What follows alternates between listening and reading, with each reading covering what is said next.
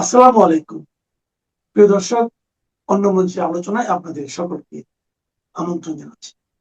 আজ আমাদের সঙ্গে আমন্ত্রিত অতিথি হিসেবে আছে পশ্চিমবঙ্গের রাজনীতিতে আরজিকর কাণ্ড আবার বিস্ফোরক মোড় নিয়েছে আজই 3 আইপিএস অফিসার বিনীত গোয়েল, ইন্দিরা মুখার্জি এবং অভিষেক গুপ্তাকে সাসপেন্ড করা হয়েছে। আর তার পাশাপাশি খতিয়ে দেখা হবে তৎকালীন মুখ্যমন্ত্রী মমতা বন্দ্যোপাধ্যায় বা অন্য কোনো মন্ত্রী নেতার নির্দেশে পুলিশ কোনো ধামাচাপা দেওয়ার কাজ করেছিল কি না। কিন্তু এই পুরো বিতর্কের মধ্যে সবচেয়ে বড় প্রশ্নটা কোথায়? প্রশ্নটা শুধু এই নয় যে 3 পুলিশ অফিসার কেন সাসপেন্ড হলেন, প্রশ্নটা আরও গভীর। ঘটনার রাতে কি হচ্ছিল, কেন এত ফোন কল করতে হয়েছিল স্বয়ং রাজ্যের মুখ্যমন্ত্রীকে, কেন পোস্টমর্টেম নিয়ে প্রশ্ন, কেন তড়িঘড়ি মৃতদেহের সৎকার ক্রিমেশন। আর যদি তৎকালীন প্রশাসনিক হস্তক্ষেপের অভিযোগ ওঠে, যেটা উঠেছে ইতিমধ্যেই, তাহলে মমতা বন্দ্যোপাধ্যায়ের বিরুদ্ধে তদন্ত হতে পারে কি না, এবং সেই তদন্তে তার পদ্ধতিটা কি হতে পারে, স্যাংশন লাগবে কি কোনো পক্ষের। দেখুন, আজকের ভিডিওতে আমরা এই গোটা বিষয়টি বুঝব 4টি স্তম্ভে: ফোন কল, পোস্টমর্টেম, ক্রিমেশন এবং মমতা বন্দ্যোপাধ্যায় রাজ্যের মুখ্যমন্ত্রীর ভূমিকা, এই বিষয়গুলো নিয়ে। আজকে ইতিমধ্যেই আপনারা বেশ কিছু ইউটিউবে ভিডিও পেয়েছেন, সেখানে শুভেন্দু অধিকারী আজকের এই 3 অফিসারের সাসপেনশন নিয়ে কী বলেছেন, এই সব কথাগুলো এসছে। সুতরাং ওই কথাগুলো দেখিয়ে, ওই বিষয়গুলো দেখিয়ে আপনাদেরকে আমি বিষয় চর্বিত চর্বণ করতে চাই না। আমরা শুধু যে 4টি বিষয় নিয়ে কথা বললাম, 4টি স্তম্ভ: ফোন কল কার? প্রাক্তন মুখ্যমন্ত্রী মমতা বন্দ্যোপাধ্যায় সেই রাতে 100টা ফোন কল করেছিলেন, 100 বার কথা বলেছেন পুলিশের সঙ্গে। এত কথা কেন বলতে হলো? পোস্টমর্টেম, সেটা কতটা আইনি না বেআইনি হয়েছে সেই বিষয়টা। ক্রিমেশন, কিভাবে শবদেহ দাহ করা হলো, এবং মমতা বন্দ্যোপাধ্যায়ের ভূমিকা। শুরুতেই একটা কথা পরিষ্কার করে রাখি, এই ভিডিওতে আমরা অভিযোগ, রিপোর্ট, প্রশাসনিক পদক্ষেপ আর আইনি প্রশ্ন, এই বিষয়ে 4টে বিষয়কে আলাদা করে দেখব। কারণ কোনো রাজনৈতিক বক্তব্য আর আদালতের প্রমাণিত দায়, এখনও আদালতে প্রমাণের সেই জায়গা অবধি তো পৌঁছয়নি, কিন্তু সেটা তো একদিন না একদিন পৌঁছবে। সুতরাং এখন আমরা রাখবো কোনো রাজনৈতিক বক্তব্য নয়, বিষয়টার ভেতরে যাব। প্রথম স্তম্ভ হচ্ছে আমাদের প্রথম আলোচনার বিষয় ফোন কল। ঘটনার বোধহয় দিন 4 পর মমতা বন্দ্যোপাধ্যায় নিজে প্রকাশ্যে বলেছেন ঘটনার রাতে তিনি সারা রাত জেগেছিলেন, রাত 2টো পর্যন্ত পুলিশ কমিশনারের সঙ্গে কথা বলেছেন এবং মিনিট বাই মিনিট আপডেট তিনি নিয়েছেন। এখন এখানে সাধারণ মানুষ খুব স্বাভাবিকভাবেই প্রশ্ন করছেন, কেন একজন মুখ্যমন্ত্রীকে একটি ক্রিমিনাল কেসে এত ঘন ঘন পুলিশ কর্তাদের সঙ্গে যোগাযোগ রাখতে হলো? এখানে 2 রকম ব্যাখ্যা আসে। প্রথম ব্যাখ্যা প্রশাসনিক, একটি ভয়াবহ ঘটনা ঘটেছে, জনরোষ তৈরি হতে পারে, আইন শৃঙ্খলা পরিস্থিতি নড়বড়ে হতে পারে, তাই মুখ্যমন্ত্রী আপডেট নিয়েছেন, স্বাভাবিক ব্যাপার। এই যুক্তি রাজনৈতিকভাবে তারা দিতেই পারেন। কিন্তু দ্বিতীয় যে ব্যাখ্যাটা আসছে সেটাই বিতর্কের কেন্দ্রে। নতুন সরকারের তরফে বলা হয়েছে সাসপেন্ডেড অফিসারদের সঙ্গে ফোনে বা হোয়াটসঅ্যাপে কারা যোগাযোগ করেছিলেন, তৎকালীন মুখ্যমন্ত্রী বা কোনো মন্ত্রী নির্দেশ দিয়েছিলেন কি না, সেই নির্দেশ কি ছিল, এই সব কিছু খতিয়ে দেখা হবে। এখানেই সন্দেহটা কিন্তু তৈরি হচ্ছে। কারণ যদি মিনিট বাই মিনিট আপডেট নিয়ে থাকেন মুখ্যমন্ত্রী স্বয়ং, তাহলে প্রশ্ন উঠবে তিনি কি শুধু তথ্য নিয়েছিলেন নাকি সিদ্ধান্তও জানিয়েছিলেন, যেটা ঘটনার তদন্তে প্রভাব খাটিয়েছিলেন তিনি তার? এটা প্রশ্নটা আসবে। শুধু পরিস্থিতি তিনি জানা হচ্ছিল কি না, নাকি তদন্তের গতিপথও তিনি নিয়ন্ত্রণ করেছিলেন। তবে এখানে একটি আইনি সতর্কতা জরুরি। ফোনে কথা হয়েছে এই তথ্য যেমন এককভাবে কোনো অপরাধ প্রমাণ করে না, তেমনি অপরাধ প্রমাণ করতে হবে এই বলে যে এই কথোপকথনের মাধ্যমে তদন্ত প্রভাবিত করা হয়েছিল, এভিডেন্স হ্যান্ডলিং করা হয়েছিল বা পরিবারকে চাপ দেওয়ার মতো পদক্ষেপ নেওয়া হয়েছিল। চাপ যে পরিবারের উপরে এসেছে সেটা তো ইতিমধ্যেই মোটামুটি প্রমাণিত। ইন্দিরা মুখার্জি টাকার অফার দিয়েছিলেন পরিবারকে, টাকা নিয়ে মিটিয়ে দিন। হঠাৎ কেন টাকা নিয়ে মিটিয়ে দেওয়ার কথা উঠেছিল? আর ফোন কল রাজনৈতিকভাবে সন্দেহজনক হতে পারে, কিন্তু ফৌজদারি দায় স্থির করতে হলে call records, message trail, witness statement এবং সেই যোগাযোগের ফলস্বরূপ নেয়া প্রশাসনিক পদক্ষেপ সব কিছুর মধ্যে একটা মিল খুঁজে দেখতে হবে। থ্রেড সুতোটা সেখান থেকে গলিয়ে দিতে হবে। দ্বিতীয় কথা হচ্ছে পোস্টমর্টেম। এই মামলায় পোস্টমর্টেম ঘিরে প্রশ্ন ভীষণ গুরুত্বপূর্ণ, কারণ পোস্টমর্টেম হলো এমন একটি ধাপ যেখানে মৃত্যুর ধরন, আঘাতের প্রকৃতি, সেক্সুয়াল অ্যাসাল্টের ফরেনসিক ডাইমেনশন এবং টাইম অফ ডেথ অনেক কিছুরই প্রাথমিক বৈজ্ঞানিক ভিত্তি তৈরি হয়। উপলব্ধ রিপোর্ট যেটা পাওয়া যাচ্ছে যে নিহত চিকিৎসকের বাবা প্রশ্ন তুলেছেন, কেন পোস্টমর্টেম শুরু হতে এত দেরি হলো, কেন প্রথমে আনন্যাচারাল ডেথ কেস করা হলো এবং কেন এফআইআর তার অভিযোগের কয়েক ঘন্টা পরে নথিভুক্ত হলো। এই অভিযোগগুলো যদি সত্যি হয় তাহলে সেগুলো তদন্তের জন্য অত্যন্ত গুরুতর, কারণ ক্রিমিনাল ইনভেস্টিগেশনে প্রথম কয়েক ঘন্টা সবচেয়ে গুরুত্বপূর্ণ। সেই সময় এভিডেন্স কন্টামিনেশন, ন্যারেটিভ ম্যানিপুলেশন অথবা প্রসিডিউরাল যে ডেভিয়েশন সেটা করা হলে পরে সত্য উদ্ঘাটন অনেক অনেক কঠিন হয়ে যায়। এবং এই কারণে সিবিআই তার প্রাথমিক পর্যায়ে তাদের খুবই অসুবিধা হয়েছে, তারা অনেক কিছু ধরতে পারেনি। এখন রাজনৈতিক মহলে আরও বড় অভিযোগ উঠেছে, ঠিকমতো পোস্টমর্টেম না করে রাতের বেলায় বেআইনিভাবে তাড়াহুড়ো করে পোস্টমর্টেম করানো হয়েছিল কি না। এখানে খুব সতর্কভাবে কথা বলতে হবে। আমি যে প্রকাশ্য রিপোর্টগুলোর ভিত্তিতে স্ক্রিপ্ট তৈরি করেছি সেগুলোতে পরিবার পোস্টমর্টেম এর টাইমিং এবং প্রসেস নিয়ে প্রশ্ন তুলেছে, কিন্তু আদালত এখনও কোনো প্রকাশ্যে এই ভাষায় বলেনি যে পোস্টমর্টেম অবৈধ ছিল বা ব্যক্তিগতভাবে মমতা বন্দ্যোপাধ্যায় সেটি নির্দেশ দিয়েছিলেন, সেটা এখনও আদালত বলেনি। সেটা এই মুহূর্তে বলা যায় না অবশ্য, কারণ সেটা বলা হবে বিচারের শেষে। এই জায়গাটাই সবচেয়ে গুরুত্বপূর্ণ। অভিযোগ আছে, প্রশ্ন আছে, সন্দেহ আছে, তাহলে তদন্তে কি খোঁজা হতে পারে? খোঁজা হতে পারে পোস্টমর্টেম রিকুইজিশন কবে ইস্যু হয়েছিল, কে অনুমতি দিয়েছিল, কারা উপস্থিত ছিল পোস্টমর্টেমে, পরিবারকে কি জানানো হয়েছিল, ফরেনসিক প্রোটোকল মানা হয়েছিল কি না, আর সেই সময় পুলিশ প্রশাসনিক স্তরে কার সঙ্গে কার যোগাযোগ হয়েছিল। যদি ফোন কলের লাইন আর পোস্টমর্টেমের টাইম লাইন এক জায়গায় এসে মিলে যায় তাহলে সেটা হবে তদন্তের বড় টার্নিং পয়েন্ট। আর এটা মিলে যাওয়ার সম্ভাবনা কিন্তু প্রবল। মমতা ব্যানার্জি নিজেই বলেছেন সারা রাতে অন্তত 100 বার তিনি কথা বলেছেন পুলিশের সঙ্গে এই ব্যাপারে। সব কথায় পোস্টমর্টেম প্রসঙ্গ ছিল না, এটা মমতার অতি বড় ভক্তও মানবে না, অর্থাৎ পোস্টমর্টেমের প্রসঙ্গ অবশ্যই ছিল। তাহলে কি ওইভাবে তড়িঘড়ি আইন ভেঙে রাতের বেলায় যে পোস্টমর্টেম, সেটা কি মুখ্যমন্ত্রীর নির্দেশে হয়েছিল? ঘটনা কিন্তু ইঙ্গিত করছে সেই দিকে। এবারের তদন্তে সেই সম্ভাবনা প্রবলভাবে উঠে আসছে। একটা তৃতীয় স্তম্ভে এবার, সেটা হচ্ছে ক্রিমেশন, অর্থাৎ দেহ দাহ করে দেওয়া। এই অংশটা সম্ভবত সবচেয়ে ইমোশনালি এক্সপ্লোসিভ।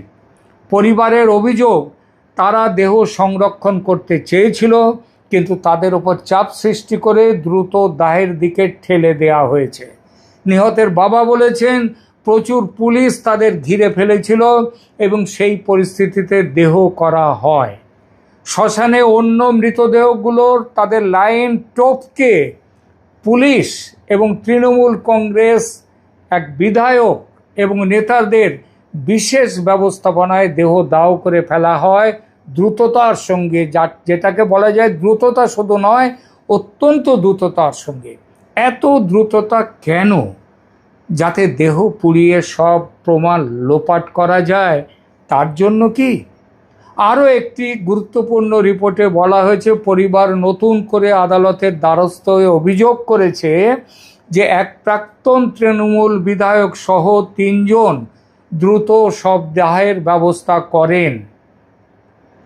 পরিবারের সম্মতি নেওয়া হয়নি এবং পরিবারের পক্ষ থেকে করা সেকেন্ড পোস্টমর্টেমের দাবিও মানা হয়নি। এখানে কেন এত প্রশ্ন উঠছে? প্রশ্ন উঠছে এই কারণেই, কারণ দেহ দাহ হয়ে গেলে বহু ফিজিক্যাল এভিডেন্স চিরকালের জন্য নষ্ট করে দেয়া যায়, আর পরে ইন্ডিপেন্ডেন্টলি রি-এক্সামিন করা যায় না, যে অসুবিধে সিবিআই বুঝতে পেরেছে বারবার। অবশ্য পোস্টমর্টেম হয়ে গেলে অনেক ফরেন্সিক ডকুমেন্টেশন থেকে যায়, কিন্তু ফ্যামিলি কনসেন্ট, প্রসিডিউরাল ফেয়ারনেস এবং সেকেন্ড এক্সামিনেশনের সুযোগ, এগুলো তখন খুব গুরুত্বপূর্ণ হয়ে ওঠে। সেই কারণেই ক্রিমেশনে তাড়া দেয়া হয়েছে কি না সেটা শুধুই একটি মানবিক প্রশ্ন নয়, এটা এভিডেন্স প্রিজার্ভেশনের প্রশ্ন এবং ক্রিমিনাল ষড়যন্ত্রের তারও প্রশ্ন। এখন প্রশ্ন, এই তাড়াহুড়োর সঙ্গে মমতা বন্দ্যোপাধ্যায়ের সরাসরি যোগ কতটা? প্রকাশ্য সূত্র অনুযায়ী এখনও পর্যন্ত সরাসরি অভিযোগের কেন্দ্রবিন্দু বেশি করে কলকাতা পুলিশের আচরণ, পরিবারকে টাকা দেওয়ার চেষ্টা এবং দাহ প্রক্রিয়ার তাড়াহুড়ো বা চাপের অভিযোগ। নতুন সরকারের, শুভেন্দু অধিকারীর সরকারের বা বিজেপি সরকারের ভাষ্য হলো কোনো মন্ত্রী বা তৎকালীন মুখ্যমন্ত্রীর নির্দেশ ছিল কিনা সেটি তদন্তে দেখা হবে।